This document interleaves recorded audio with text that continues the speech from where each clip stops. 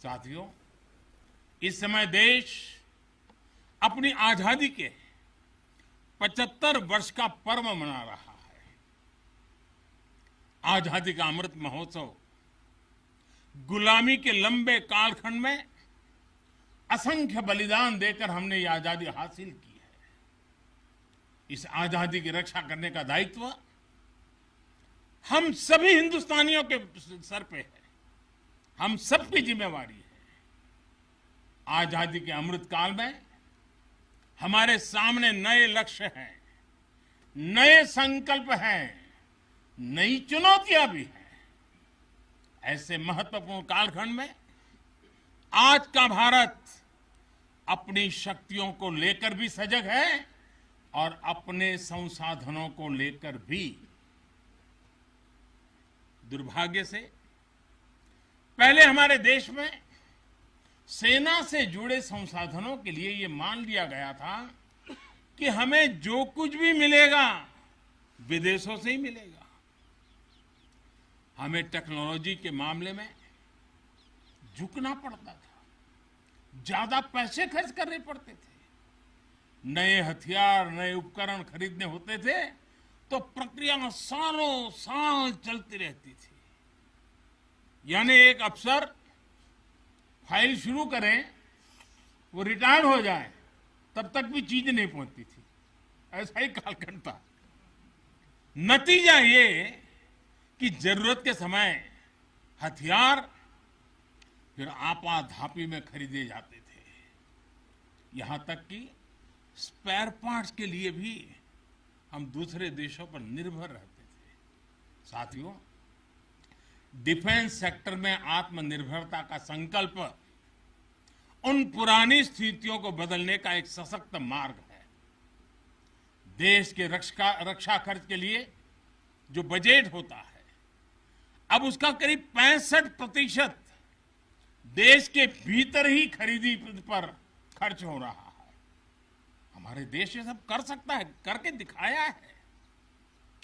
एक अभूतपूर्व कदम उठाते हुए अब भारत ने यह भी तय किया है कि 200 से ज्यादा साजो सामान और उपकरण अब देश के भीतर ही खरीदे जाएंगे। आत्मनिर्भर भारत का यही तो संकल्प है। अगले कुछ महीनों में इसमें और सामान जुड़ने वाले हैं। देश को आत्मनिर्भर बनाने वाली ये पॉजिटिव लिस्ट और लंबी हो जाएगी। इससे देश का डिफेंस सेक्टर मजबूत होगा, नए नए हथियारों उपकरणों के निर्माण के लिए निवेश बढ़ेगा। साथियों, आज हमारे देश के भीतर अर्जुन टैंक बन रहे हैं, तेजस जैसे अत्याधुनिक लाइट कॉम्पैक्ट एयरक्राफ्ट बन रहे हैं। अभी विजयादशमी के दिन 7 नई डिफेंस कंपनियों को भी राष्ट्र को समर्पित किया गया है।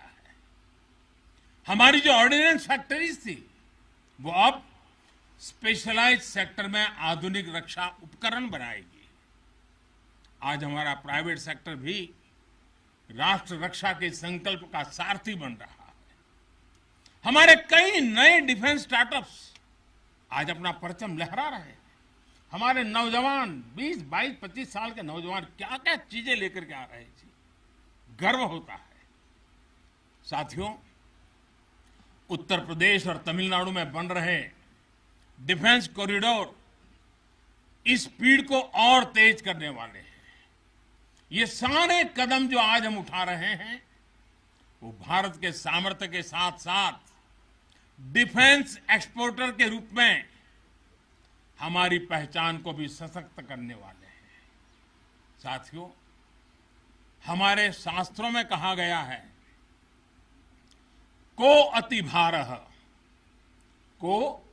अति भारः समर्था नाम, यानी जो समर्थ होता है उसके लिए अति भार मायने नहीं रखता।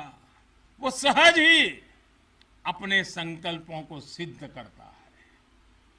इसलिए आज हमें बदलती दुनिया युद्ध के बदलते स्वरूप के अनुसार ही अपनी सैन्य शक्ति को भी बढ़ाना है, उसको नए ताकत के साथ ढालना भी है।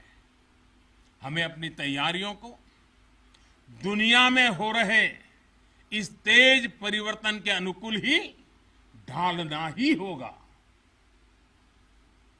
हमें मालूम है किसी समय हाथी घोड़े पर लड़ाइयां होती थी। अब कोई सोच नहीं सकता हाथी घोड़े की लड़ाई, रूप बदल गया। पहले शायद युद्ध के रूप बदलने में दशकों लग जाते होंगे, शताब्दियां लग जाती होगी।